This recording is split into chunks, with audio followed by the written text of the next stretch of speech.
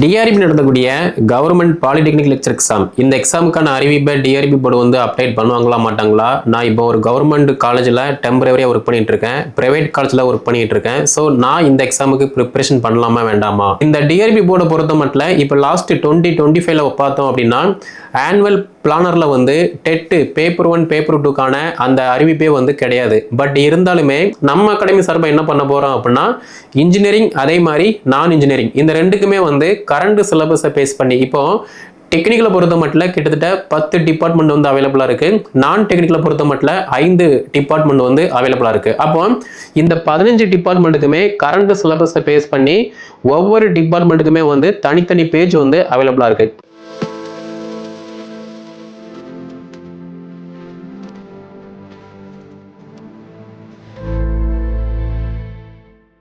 TRP நடத்தக்கூடிய government polytechnic lecture exam இந்த எக்ஸாமுக்கான அறிவிப்பை டிஆர்பி போர்டு வந்து அப்டேட் பண்ணுவாங்களா மாட்டாங்களா? நான் இப்போ ஒரு கவர்மெண்ட் காலேஜில் டெம்பரவரியாக ஒர்க் பண்ணிட்டு இருக்கேன், பிரைவேட் காலேஜில் ஒர்க் பண்ணிட்டு இருக்கேன். ஸோ நான் இந்த எக்ஸாமுக்கு ப்ரிப்பரேஷன் பண்ணலாமா வேண்டாமா? நிறைய யூடியூப் சேனலில் வந்து இந்த எக்ஸாம் வரவே செய்யாதுன்னு சொல்கிறாங்க. நான் டிஆர்பி போர்டுக்கு கால் பண்ணி கேட்கும்போது இப்போ ரீசெண்டாக பார்த்தீங்கன்னா டென்டேட்டிவ் ஆனுவல் பிளானர் வந்து ப்ராசஸ் வந்து போயிட்டு இருக்கு. ஸோ நாங்கள் அதில் வந்து பப்ளிஷ் பண்ணுவோம். ஸோ நீங்கள் படிக்க ஸ்டார்ட் பண்ணுங்க அப்படின்னு டிஆர்பி சைடு வந்து சொல்லிட்டு இருக்காங்க. அப்படி பார்க்கும்போது உங்களுடைய கல்வி தகுதி பிஇல ஃபர்ஸ்ட் கிளாஸ்ல பாஸ் பண்ணிட்டு அந்த பெர்சன்டேஜ் வந்து 50% மேலே இருக்கீங்க அப்படின்னா நீங்க இந்த எக்ஸாமுக்கு தாராளமாக வந்து ப்ரிப்பரேஷன் பண்ணலாம். அதே மாதிரி இந்த டிஆர்பி போர்டை பொறுத்த மட்டும் இப்போ லாஸ்ட் 2025ல பார்த்தோம் அப்படின்னா ஆனுவல் பிளானர்ல வந்து டெட் பேப்பர் 1 பேப்பர் 2க்கான அந்த அறிவிப்பே வந்து கிடையாது. பட் இருந்தாலுமே படிச்சவங்க பார்த்தீங்க அப்படின்னா அந்த அறிவிப்பு வந்த உடனே எக்ஸாம் அட்டெம்ப்ட் கொடுத்தாங்க. இப்போ பாஸ் பண்ணிட்டு அடுத்து வரக்கூடிய நியமனத்திற்கு வந்து ப்ரிப்பரேஷன் பண்ணிட்டு இருக்காங்க. அப்படி பார்க்கும்போது நீங்க இந்த கவர்மெண்ட் பாலிடெக்னிக் லெக்சர் எக்ஸாமுக்கு வந்து ப்ரிப்பரேஷன் பண்றீங்க படிக்கீங்க அப்படின்னா ஈஸியா ஃபர்ஸ்ட் அட்டெம்ப்ட்ல வந்து கிளியர் பண்ண முடியும். ஏன்னா உங்களுக்கே தெரியும் இன்ஜினியரிங் நான் இன்ஜினியரிங் இந்த ரெண்டு சிலபஸுமே எடுத்து பார்த்தீங்க அப்படின்னா ரொம்ப டிஃபிகல்ட்டாக இருக்கும். மேபி இப்போ நீங்கள் ஒரு கவர்மெண்ட் காலேஜில் இல்லைனா ஒரு பிரைவேட் காலேஜில் வந்து ஒர்க் பண்ணுறீங்க அப்படின்னா உங்களுடைய டிபார்ட்மெண்ட்டில் என்ன அப்டேட் இருக்கோ அதை நீங்கள் ஈஸியாக வந்து கேதர் பண்ணுவீங்க.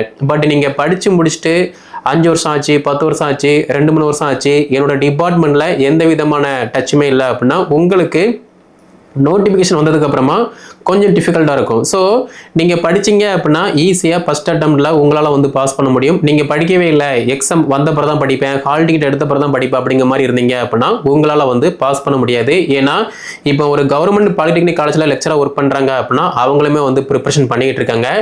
பிரைவேட் காலேஜில் ஒர்க் பண்ணக்கூடிய ஹச்ஓடியாக இருக்கட்டும் அதே மாதிரி லெக்சராக இருக்கட்டும் அவங்களுமே வந்து இந்த எக்ஸாமுக்கு ப்ரிப்பரேஷன் பண்ணிட்டு இருக்காங்க. அப்போ படிக்கிறவங்களுக்கு அந்த சிலபஸில் என்ன கண்டென்ட் இருக்கு, மெக்கானிசம் என்ன, சம் என்ன, ஈக்குவேஷன் என்ன அப்படிங்கிற மாதிரி எல்லாமே தெரிய பாசிபிள் இருக்கு. பட் நீங்கள் படிக்கவே இல்லை அப்படின்னா உங்களுக்கு எதுவுமே தெரியாது.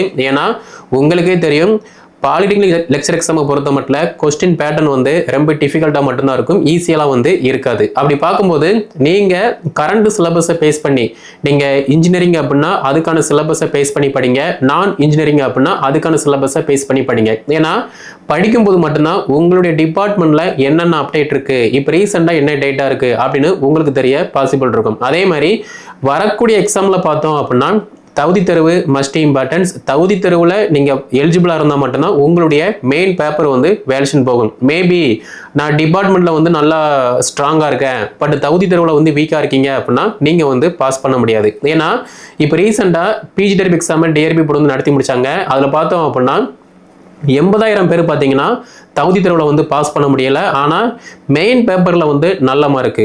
ஆனால் இந்த தகுதி தேர்வில் பாஸ் ஆனால் மட்டும்தான் மெயின் பேப்பர் வந்து வேல்யூஷன் போகும். அப்படி பார்க்கும்போது நீங்கள் உங்கள் டிபார்ட்மெண்ட்டில் மட்டும் ஸ்ட்ராங்காக இருந்தால் போதுமானது கிடையாது. தகுதி தேர்வு பேப்பர்லையுமே வந்து நீங்கள் நல்லா ஸ்ட்ராங்காக இருக்கும்போது மட்டும்தான் ஈஸியாக வந்து எலிஜிபிள் ஆக முடியும். அதே மாதிரி ஸ்கோரிங் பேப்பரில் நல்ல ஸ்கோர் வந்து ஸ்கோர் பண்ண முடியும். அப்போ நம்ம அகாடமி சார்பாக என்ன பண்ண போகிறோம் அப்படின்னா இன்ஜினியரிங் அதே மாதிரி நான் இன்ஜினியரிங் இந்த ரெண்டுக்குமே வந்து கரண்ட் சிலபஸை பேஸ் பண்ணி இப்போ டெக்னிக்கலை பொறுத்த மட்டும் கிட்டத்தட்ட 10 டிபார்ட்மெண்ட் வந்து அவைலபிளா இருக்கு.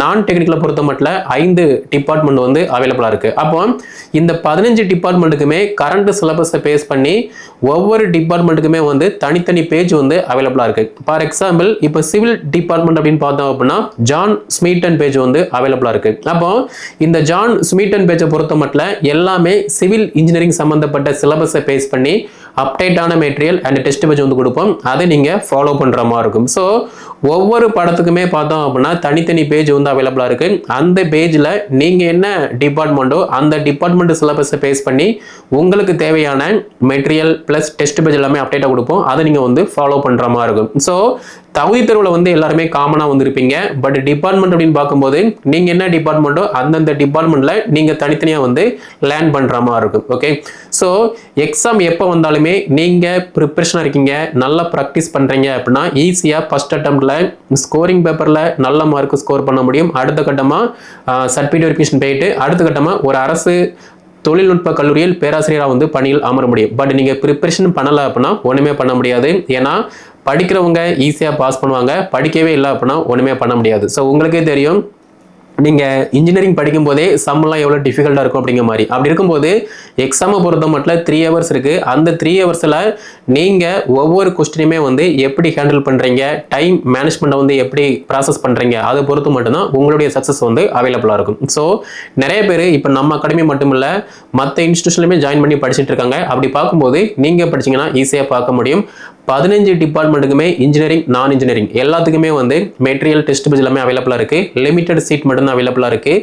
கீழே டிஸ்கிரிப்ஷனில் வாட்ஸ்அப் நம்பர் கான்டாக்ட் நம்பர் கொடுத்துருக்கேன். அதை கான்டாக்ட் பண்ணி என்ன டீட்டெயில்னு கேட்டு படிக்க ஸ்டார்ட் பண்ணுங்கள். இந்த வீடியோ தொகுப்பை இன்ஜினியரிங் படித்த எல்லாருக்குமே ஷேர் பண்ணுங்கள், அவங்களும் வந்து படித்து பயன்பெறட்டும். அதே மாதிரி MA English, MSc physics, maths, chemistry இருக்காங்க அப்படின்னா அவங்களுக்குமே ஷேர் பண்ணுங்கள். அவங்களுமே வந்து நான் டெக்னிக்கல் டிபார்ட்மெண்ட்டில் வந்து அப்ளை பண்ண முடியும். ஸோ வேறு டவுட்னா கீழே கமெண்ட்டில் லீவ் பண்ணுங்கள். கீழே டிஸ்கிரிப்ஷனில் வாட்ஸ்அப் நம்பர் கான்டாக்ட் நம்பர் இருக்குது. அதை கான்டாக்ட் பண்ணி என்ன டீட்டெயில் கேட்டு அட்மிஷன் வந்து போட்டுக்கோங்க. மேலும் தகவல் பெற சப்ஸ்கிரைப் பண்ணிட்டு ஃபாலோ பண்ணிக்கோங்க.